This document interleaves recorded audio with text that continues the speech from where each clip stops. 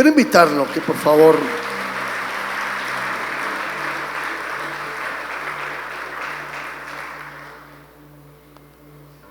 me acompañe con su Biblia abierta. Si trajo su Biblia, si no, en la pantalla vamos a postear los textos.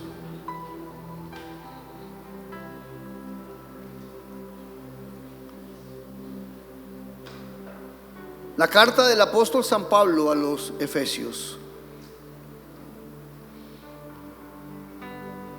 Pocos hombres entendieron tanto el evangelio de Cristo como Pablo. Pablo ha sido considerado como uno de los 6 hombres más sabios de la historia. Ha sido considerado como quizás el primer teólogo más importante de la iglesia a lo largo de 2000 años. Y hoy vamos a escuchar de la pluma de Pablo lo que significa la obra redentora de Cristo. Usted me dirá: pastor, ¿me va a hablar del evangelio? Sí, le voy a hablar del evangelio, porque el evangelio es vida para nosotros. Efesios capítulo 6 versículo 19 dice: Pablo está pidiendo oración y dice: orad por mí, a fin de que al abrir mi boca me sea dada palabra para dar a conocer con denuedo el misterio del evangelio, por lo cual soy esclavo en cadenas, que con denuedo hable de él como debo hablar. Mire que él usa una palabra en el versículo 19 que las quiero unir como el título de este sermón: para dar a conocer con denuedo el misterio de ¿qué? Quiero hablarles hoy sobre redención y denuedo. De esto les quiero hablar. Y ha sido mi oración para que esta palabra quede impregnada en su espíritu, que su entendimiento sea abierto, pero que hoy su vida en Cristo encuentre vida. El hombre no es el factor de un acto evolutivo. El hombre no es el invento, hermano mío, de un ser de laboratorio. El hombre no viene, hermano mío, como un proceso de creación del mono, o de la evolución de las circunstancias o de las partículas, como nos lo han querido plantear. El hombre es el diseño de Dios. Dice la palabra de Dios que Dios formó al hombre conforme a su imagen y conforme a su semejanza. Usted y yo, hermano mío, somos el diseño de Dios, y somos el diseño de Dios para manifestar la gloria de Dios aquí en la tierra. El Señor le entregó a Adán, le dijo: todo lo que hay te lo entrego, lo que está en los cielos, lo que está en la tierra y lo que está debajo de la tierra, todo te lo entrego para que tú lo juzgues, para que tú lo administres, para que tú seas el Señor de todo, y tú me darás cuenta de la creación. Yo comprendo que la única manera en la cual el hombre podrá ser un hombre efectivo en la vida, la única manera en la cual el hombre podrá ser un hombre productivo en la vida, la única manera en la cual un hombre podrá, hermano mío, ser una persona de relevancia en la vida, será un hombre que camine en Dios. Usted sin Dios podrá tener plata, usted sin Dios podrá tener mujeres, usted sin Dios podrá tener éxito, pero su vida será un fracaso, porque su alma sin Dios se va a perder. La vida del hombre solamente radica en Cristo. Él le da la esencia a nuestra vida. Estamos en una sociedad, hermano mío, que ha venido deconstruyendo la imagen del hombre. El hombre se ha convertido en el campo de batalla de la nueva sociedad, de la posmodernidad. Hace 200 años atrás, el mundo moderno gritó y dijo: Dios ha muerto. El grito de esta generación posmoderna es este: el hombre tiene que morir. Y están matando al hombre en su identidad. Están matando al hombre en su dignidad. Están matando al hombre en su posición sacerdotal. Están matando al hombre como proveedor, como sacerdote, como el gestor de una familia. Hoy se está levantando una figura de hombre tan distorsionada al hombre de la Biblia. Hoy se está levantando un hombre afeminado. Hoy se está levantando un hombre poligénico. Un hombre que puede tener muchos géneros de acuerdo al género que quiera. Hoy se está levantando un hombre, hermano mío, sometido, rendido, sin valía, sin visión, sin ser él. Un hombre, hermano mío, sometido ante el trago porque está rendido ante el trago. Sometido ante la droga porque está rendido ante la droga. Sometido ante la pornografía porque está rendido ante la pornografía. El hombre no ha podido ser él simplemente porque perdió el diseño de Dios en su vida. Y hasta que nosotros no entendamos, hermano mío, que solamente la valía de nuestra realidad se encuentra en Cristo, la vida del hombre dará dando tumbos, hermano mío, y fracasará emocionalmente, y fracasará materialmente, y fracasará en su matrimonio, y su vida será un vuelco completo al fracaso. ¿Por qué? Porque está caminando en el diseño equivocado, porque el mundo le ha planteado una distorsión en la cual el hombre cayó, y esto ha deconstruido la realidad del hombre de hoy. Ay, hermano precioso, hoy creo que el Señor quiere restaurar la imagen del hombre. Escúchelo. Hoy Dios quiere restaurar al hombre de Dios que está en usted. ¿Cuánto lo cree? Hoy Dios quiere redimir al hombre que está en esta casa. Este va a ser para usted un día de redención. Hoy Dios quiere levantar hombres con denuedo. Pero escúchelo, no habrá denuedo si no hay redención. Porque sin Cristo estamos perdidos. Y Dios quiere en esta mañana y en este día, creo que usted no solamente va a salir, hermano mío, con la obra redentora de Cristo, con un diseño de hombre, con una visión de hombre, sino con una comisión de Dios para esta generación y para este tiempo. El mejor ejemplo que creo puedo encontrar para poder trabajar este texto y esta mañana, esta palabra, se lo decía hace un momento Pablo. Permítanme un momentico, me subo por acá, que yo no soy muy alto, que digamos. Pablo era un hombre, un erudito. Pablo era una mente brillante. Pablo aspiraba a los más altos cargos, hermano mío, del fariseísmo. Pablo estaba acostumbrado a sentarse a los pies de los más grandes educadores. Dice la Biblia que Pablo era educado a los pies de Gamaliel. Quizás el hombre Harvard de la época era Gamaliel. Y Pablo estaba a los pies de este hombre instruido. Dice la Biblia que Pablo frente a la ley era celoso. Pocos hombres tan religiosos como Pablo, pocos hombres tan moralistas como Pablo, pocos hombres, hermano mío, tan perseguidores del evangelio como Pablo. Pablo fue testigo y fue partícipe de la muerte de uno de los más importantes, hermano mío, predicadores del Nuevo Testamento, llamado Esteban. Pablo, dice la Biblia, que respiraba amenazas. Era un hombre que odiaba el evangelio. Era un hombre que odiaba al Dios de los evangélicos y odiaba al Cristo de los evangélicos, porque a él le habían enseñado que la religión en la cual él había nacido era la religión verdadera.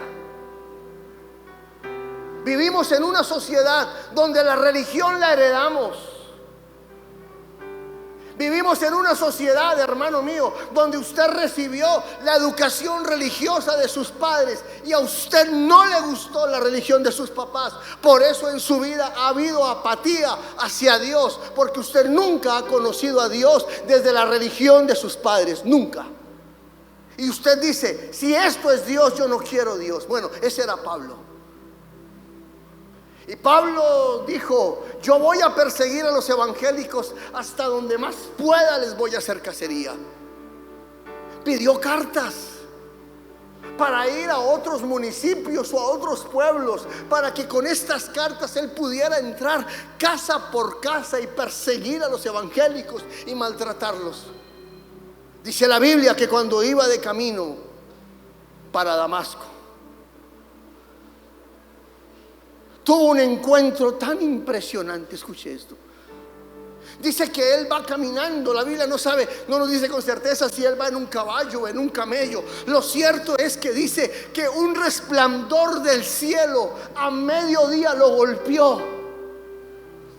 Que la luz que lo golpeó era una luz más brillante que la luz del sol.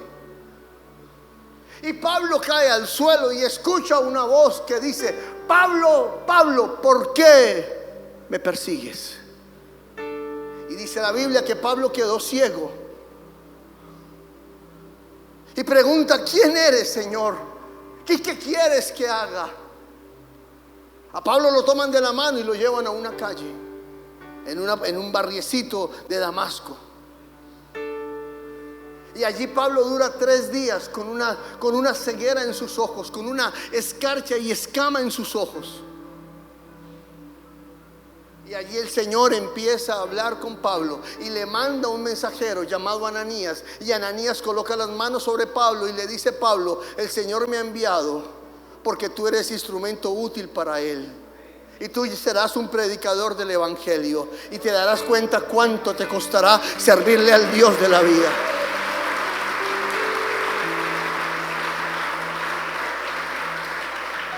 Y desde aquel día Pablo, hermano mío, la misión de su vida fue conocer al Dios que se le apareció, conocer al Cristo que se reveló y entender cuál fue la misión que el Señor le dio. Hermano mío, creo que vale la pena poder entender por un momentico, desde la óptica de este hombre, qué es el Evangelio. Permítame, yo le hago una pregunta a usted, porque quisiera conocer su percepción sobre lo que para usted significa el Evangelio de Cristo. Si alguien le preguntara a usted en la calle, si su hijo le preguntara a usted: papá, ¿qué significa el Evangelio de Cristo? ¿Qué significa ser eso de evangélico? ¿Por qué nosotros tenemos que creer en el Evangelio de Cristo? ¿Usted qué diría? Por favor, alguien que me ayude. ¿Qué es para usted el Evangelio de Cristo? ¿Qué es, hermano? Poder de Dios para salvación. Bien. ¿Qué más? ¿Quién me dice otra cosa? ¿Cómo? Modelo de vida. Muy bien. Otra definición para usted. ¿Qué es, hermano? ¿Cómo? Camino recto. Muy bien. Vida eterna. La luz y la verdad. Bueno, eso es una consecuencia de la redención. Pasión. La pasión. Ya, yo dije, salvación. Estoy muy apasionado, viejo. Poder de Dios para... Bueno, ¿cuál? Vida eterna. Alimento diario.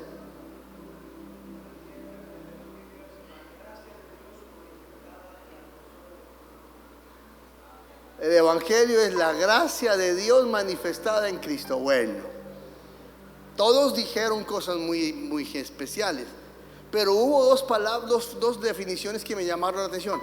Aquí alguien dijo: el Evangelio es arrepentimiento. Y aquí el Señor dijo: el Evangelio de Dios es la gracia de Dios para salvación. Bueno, permítanme un momentico.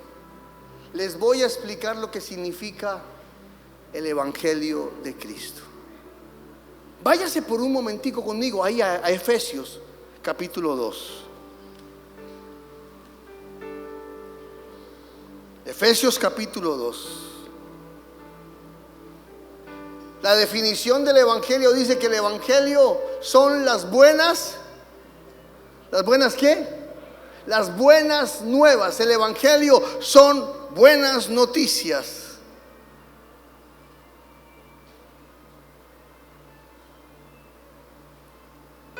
Podemos apagar los celulares, sí, los podemos apagar, o por lo menos quitémosles el vallenato, el sonido. Quitémosles el sonido para que no nos vaya a afectar. Déjeme decirle esto.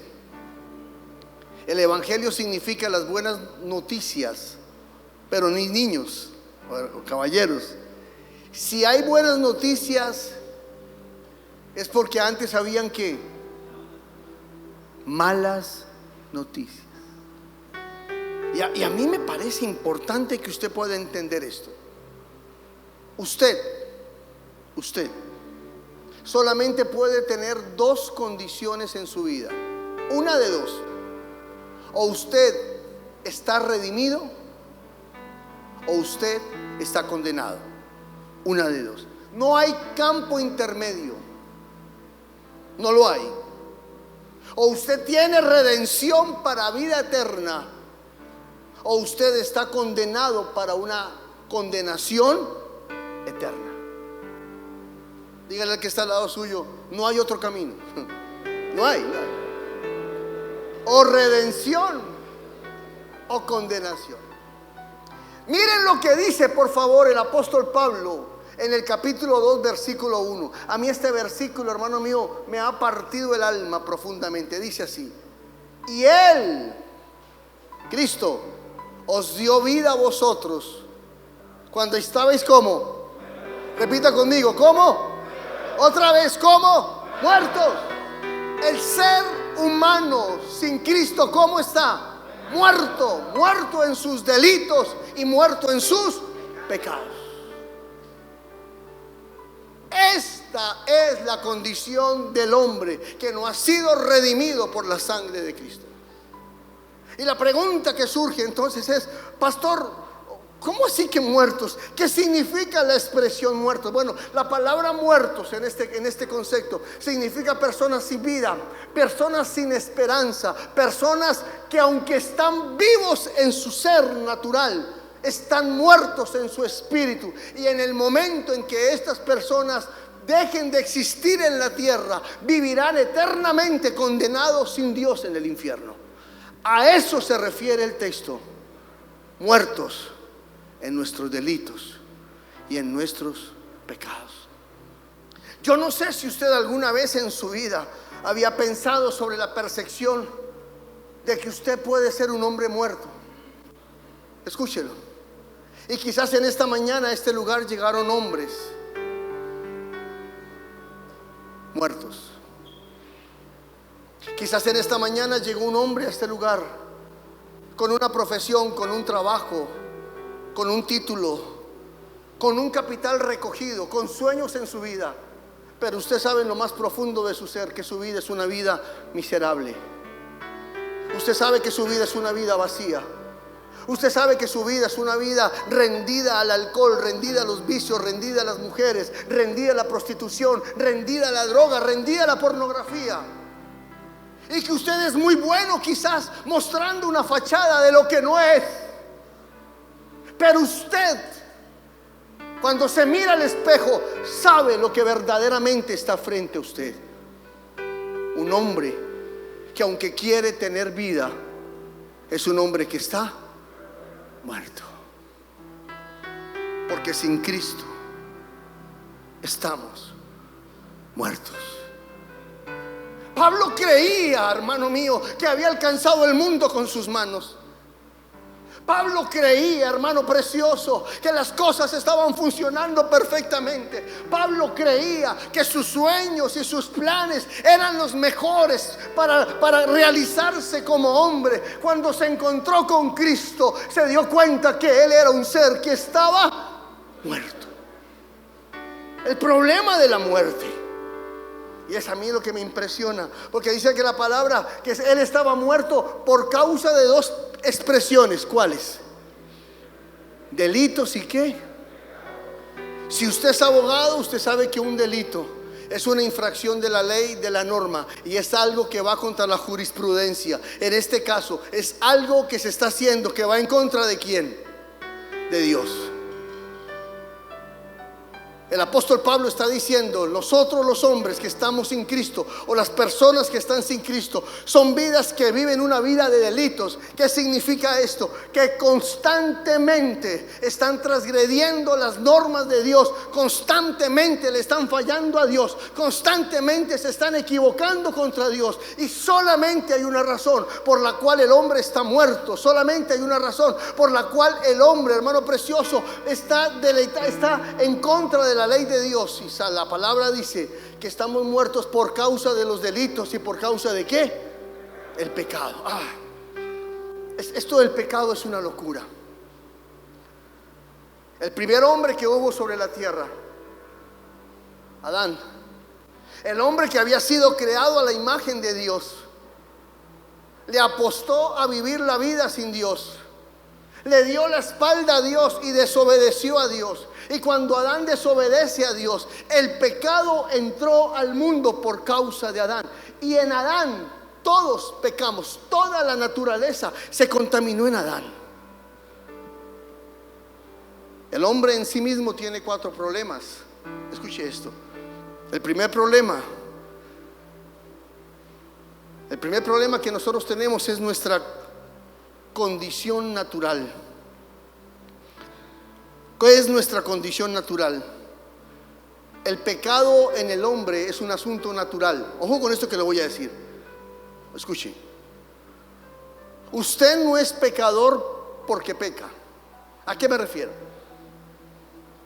Usted no es una persona santa y buena que de vez en cuando peca y usted dice entonces: no, es que hoy cometí un pecado, Señor, perdóname porque la embarré. No, el hombre sin Dios no es un hombre que peca eventualmente. ¿Sabe cuál es nuestra condición? El hombre no es pecador porque peca. Escúchelo.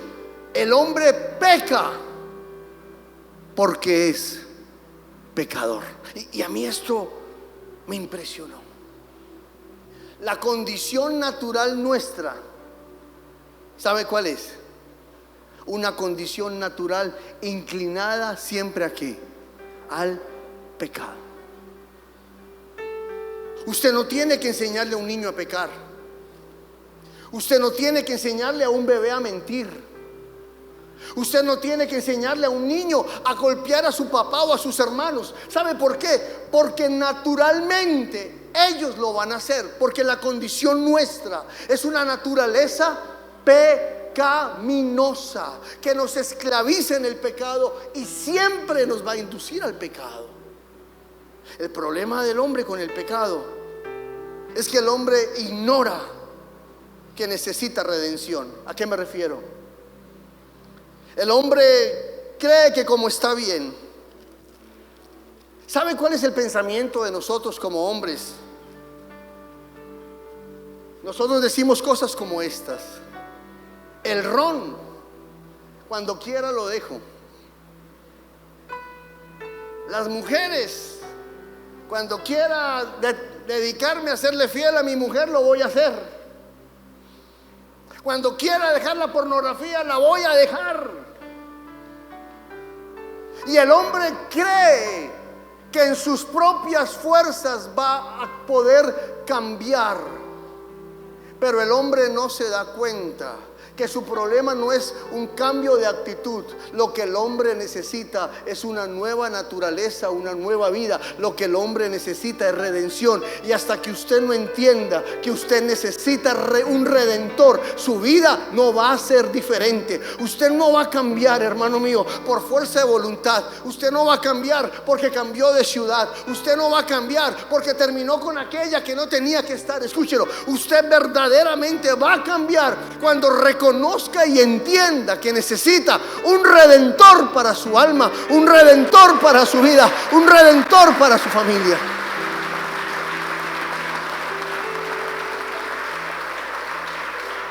Tenemos problemas porque pecamos, porque somos pecadores. Tenemos problemas porque no reconocemos que necesitamos un redentor y creemos que solos podemos. o nos mediamos por una religión y nos sumergimos en una religión creyendo que por medio de la religión vamos a poder. No, esto no es un asunto de religión, esto es un asunto de redención. Tenemos problemas. ¿Sabe por qué tenemos problemas? Porque desconocemos la obra de Cristo. ¿Qué significa que desconocemos la obra de Cristo? Nosotros creemos que el Señor tiene que redimirme porque yo no soy tan malo como el que está al lado suyo. Mira el que está al lado suyo. Usted dice: Señor, este que está al lado mío sí es malo, pero yo no soy tan malo, Señor. Yo no soy tan malo, Señor. Yo hago buenas obras, Padre Santo. Yo de vez en cuando hago la comunión. Yo vengo a la iglesia. Yo de vez en cuando traigo mis ofrendas. Yo de vez en cuando traigo mis diezmos. Escúchelo. Y creemos que la redención es un asunto de obras. Es un asunto de portarme bien. Es un asunto de tener obras de buena, ¿cómo se llama? Obras sociales o de buena caridad. Pero escúchelo. Hasta que usted no entienda, hermano mío, que la obra redentora es un asunto de gracia. Escúchelo. Y espere. Hasta que usted no entienda que la redención no es un asunto suyo. La redención es un asunto del cielo. Escúchelo. Hasta que usted no entienda que usted no puede hacer absolutamente nada para ser salvo, sino que usted necesita la misericordia del cielo, usted va a entender que no es tan autosuficiente como cree, porque en la redención usted no hace nada excepto recibir la salvación. Espere. Ya ahorita aplaude, espere. Porque tenemos un cuarto problema, y es la incapacidad de buscar a un redentor. Usted puede caminar de rodillas subiendo el monte más alto, pagando la penitencia. Usted puede darse golpes de pecho diciendo: Señor, mírame que yo no soy tan malo como otro. Señor, yo quiero que tú me alcances porque mi mamá es cristiana o porque mi papá es un gran devoto, no sé de dónde. La redención no es un asunto, hermano mío, que usted puede comprar, ni con ofrenda, ni con oraciones, ni con comprar la Biblia, ni siquiera bautizándose. Porque la redención es un asunto que le pertenece al cielo. Y el problema que usted y yo tenemos, hermano mío, es que la salvación no nos la podemos ganar. La redención simplemente la tenemos que recibir. Y es aquí cuando el apóstol Pablo me habla a mí sobre las consecuencias del hombre que vive en sus delitos y pecados y es un ser muerto. Por favor, mire las consecuencias. Mire cómo termina el versículo 1. O el versículo 2, flaca, entonces colócame el 2. Mire el versículo 2, dice: en los cuales anduviste en otro tiempo siguiendo las corrientes de este mundo, conforme al príncipe de la potestad del aire, el espíritu que ahora opera ¿en dónde? Escuche esto. A mí esto me llama la atención profundamente, porque la consecuencia de estar muertos en delitos y pecados es que una persona que está sin Cristo está esclavo por el diablo. Usted, dice la Biblia, que usted o es hijo de Dios o es hijo del diablo. Pero usted no tiene doble opción. O está condenado o está redimido. No tiene lugar intermedio.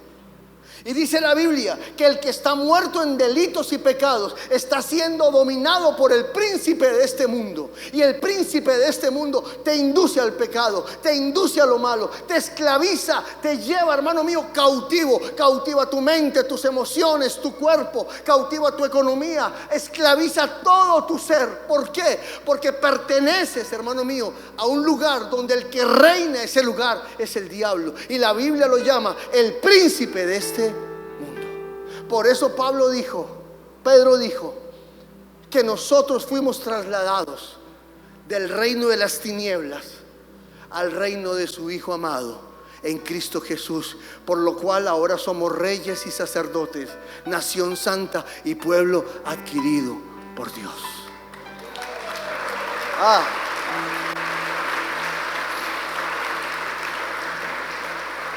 Y Pablo empieza a describirnos las consecuencias de lo que significa un hombre muerto. Primero, un hombre muerto es esclavo del pecado. Segundo, un hombre muerto está sometido por completo a Satanás. Mire lo que dice, por favor, el versículo 2, la última parte del versículo 10. En el espíritu opera ahora los hijos ¿de qué? ¿De qué? De desobediencia. Mire, la naturaleza del hombre es una naturaleza caída, depravada y desobediente. Permítame le dar un ejemplo de lo que significa la naturaleza depravada del hombre. El hombre no tiene la libertad y la voluntad de actuar bien porque su condición no le permite hacer lo bueno. Imagínese que usted tiene en un frasco tiene una mosca y tiene una abeja. Aquí adelante tiene una planta de girasol o una matica bien linda, y al otro lado tiene algo contaminado y putrefacto. Usted cuando levanta el vaso, ¿a dónde cree que corre la abeja? A la flor. ¿Y a dónde cree que corre la mosca? A lo putrefacto. ¿Sabe por qué? Porque la naturaleza de ellas los induce a eso.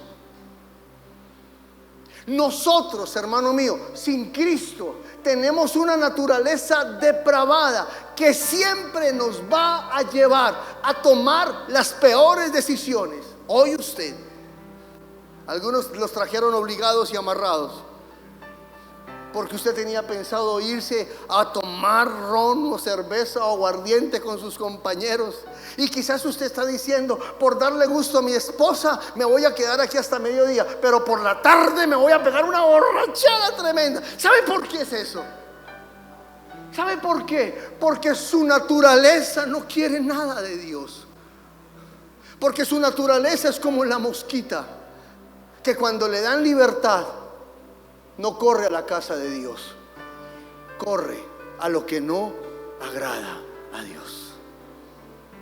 Y Pablo está describiendo la condición del hombre. Dígale al que está al lado suyo: le están hablando, viejo, le están hablando. Miren lo que dice el versículo 3. Versículo 3. Pablo está describiendo la condición del hombre muerto en delitos y pecados. Versículo 3. Versículo 3. Dice así: entre los cuales también nosotros anduvimos en otro tiempo en los deseos de ¿qué? Flacos, ayúdenme con la Biblia. En los deseos de nuestra carne. Mire, una persona sin Cristo, una persona sin Dios, lo que lo domina es su carne, sus deseos, sus anhelos, sus pasiones. A usted le llegaba el pensamiento de emborracharse, camine, nos emborrachamos. Lo llamaba la fulana, camine a motelear con la fulana.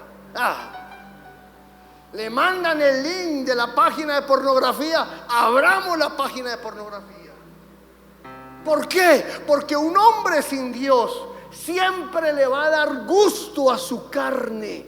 ¿Sabe por qué? Porque está esclavizado por el diablo y porque su naturaleza es una naturaleza pecaminosa. Pero lo único que está pasando con este hombre es que el enemigo lo está llevando cada día a una muerte peor en la tierra, y cuando muera lo va a llevar a una muerte eterna de condenación.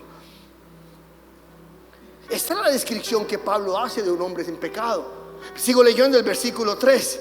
Dice: y haciendo la voluntad de la carne y de los ¿qué? Wow. Porque otro problema del hombre sin Dios, ¿sabe qué es? A mí esta me impresiona. Que nuestra mente es una mente corrupta, inmoral. Y aquí aparecen unas palabritas que dominan mucho al hombre. ¿Como cuáles? La lujuria, ¿Sabe qué es la lujuria? Es la capacidad de tener sexo con una persona en la mente. Es la capacidad de imaginarse a una mujer desnuda. Es desnudarla con nuestros ojos. Es todo pensamiento que tenemos, es un pensamiento hacia lo malo. ¿Cómo robo? ¿Cómo gano? ¿Cómo saco ganancia? ¿Cómo puedo ser menos honesto, ser menos transparente, pero ganar más plata? Y usted sabe que la política en Colombia opera así. Y la política de Córdoba tiene un historial, porque muchos de los políticos de Córdoba, usted sabe dónde están. No en Sagún, en la cárcel.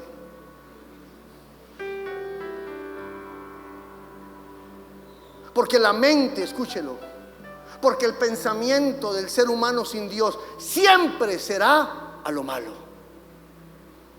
Siempre planificará para lo malo. ¿Por qué? Porque su mente, hermano mío, ha sido esclavizada por el diablo. Porque su condición y su naturaleza es una naturaleza caída. Porque es un ser muerto sin Dios. Déjeme seguir demostrando lo que Pablo dice. Versículo 3, mire cómo termina el versículo 3. A mí esto me impresiona. Versículo 3 dice: y éramos por naturaleza hijos de ¿qué? Ojo.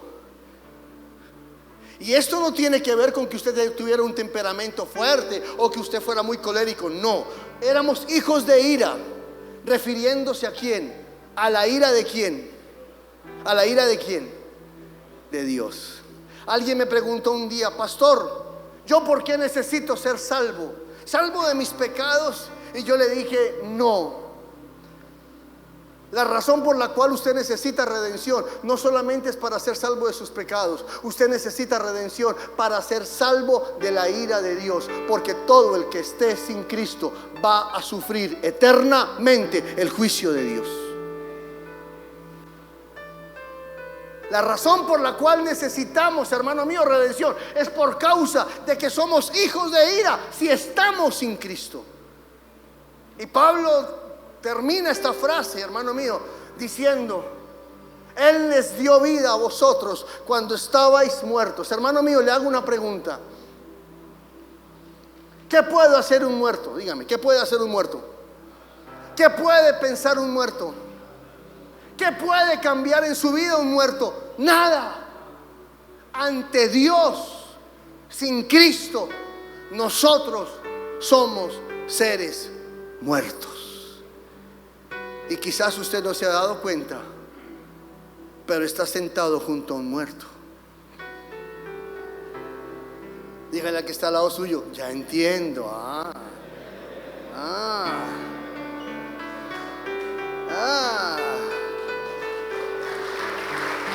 Muertos.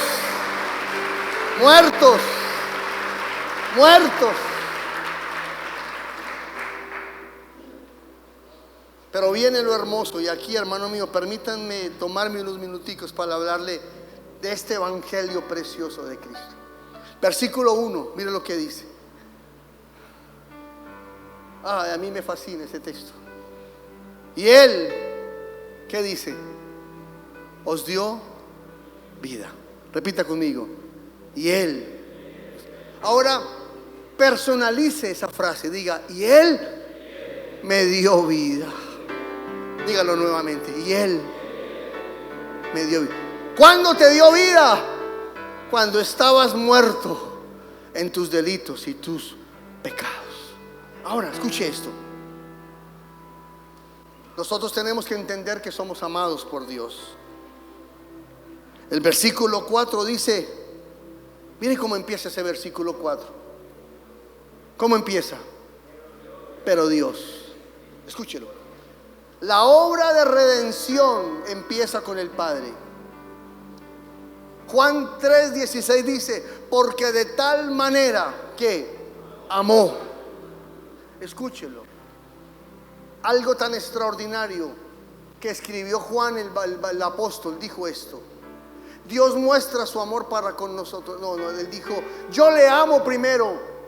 Yo le amo porque Él me amó primero.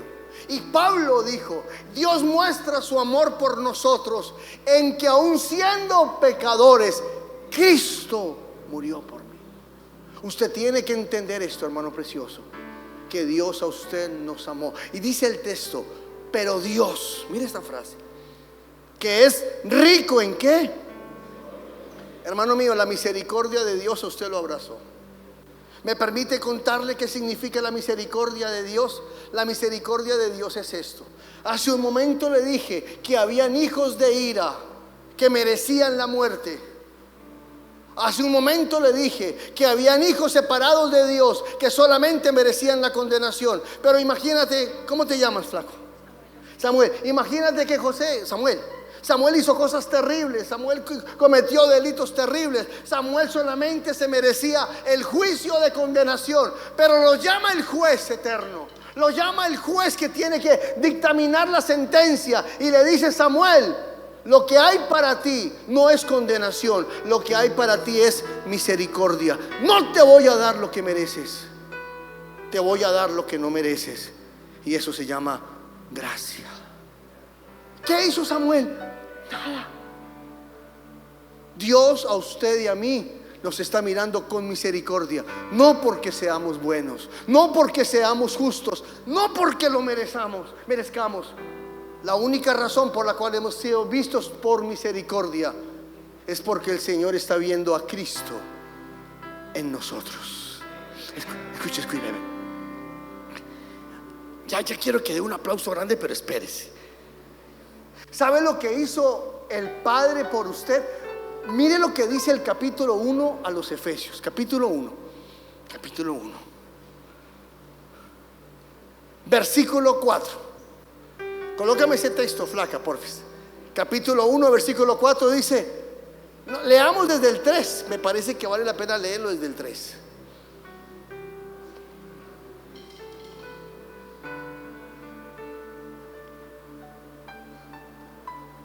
Bendito sea el Dios y Padre de nuestro Señor Jesucristo, que nos bendijo con toda bendición en los lugares celestiales en Cristo Jesús. Mira el versículo 24. ¿Según qué? ¿Según qué? Otra vez. ¿Según qué? ¿Cuándo? Escúchelo. ¿Por qué otras personas, hombres de Cereté, de Montería o de Córdoba, no están aquí? ¿Y por qué usted sí está aquí? ¿Por qué? Escúchelo. Porque antes de que el mundo fuera creado, antes de que todo existiera, Dios lo vio a usted con amor y le dijo: Pedro, Juan, Marcos, Antonio, Esteban, usted lo voy a escoger desde antes de la fundación del mundo, porque en él voy a manifestar mi amor, mi gracia y mi justicia. Escúchenlo. Usted fue escogido por Dios desde antes de la fundación del mundo. Usted fue amado. A usted el Señor lo acogió. Usted no existía todavía, usted no había nacido todavía, pero desde la eternidad ya Dios lo había apartado a usted para redención. Este texto no lo escribí yo, ese texto está en la palabra y dice: según nos escogió en él antes de la fundación del mundo, para que fuésemos ¿qué? Santos y sin manchas delante de él. Él te escogió para que seas diferente. Otra vez, él te escogió para que seas santo. Él te escogió para que vivas para él. ¡Ajá!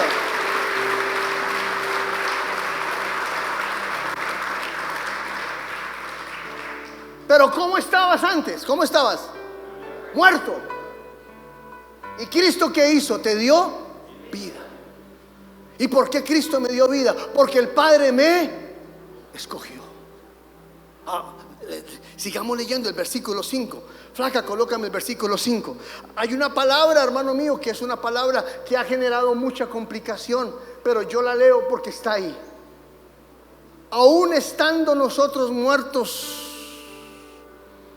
En nuestros pecados nos dio vida juntamente con Él. Espérese, a ver, espérese. Espere, no, es que estoy leyendo el que no es. En amor habiendo sido, ¿qué? Para ser adoptados. Wow. Dos palabras importantes. No solamente te amó el Dios eterno, no solamente te escogió, ¿qué hizo también? Te predestinó. ¿Qué significa predestinar? La palabra predestinar tiene un sufijo, destino, destino. Pero la palabra pre significa que el destino de esta persona está asegurado en Cristo. Y a usted el Señor lo ha predestinado. Escuchen, ¿sabe para qué? Para la eternidad. No solamente lo amó, no solamente lo escogió, lo predestinó. Y yo estoy predicando lo que está en la Biblia. ¿Y sabe para qué lo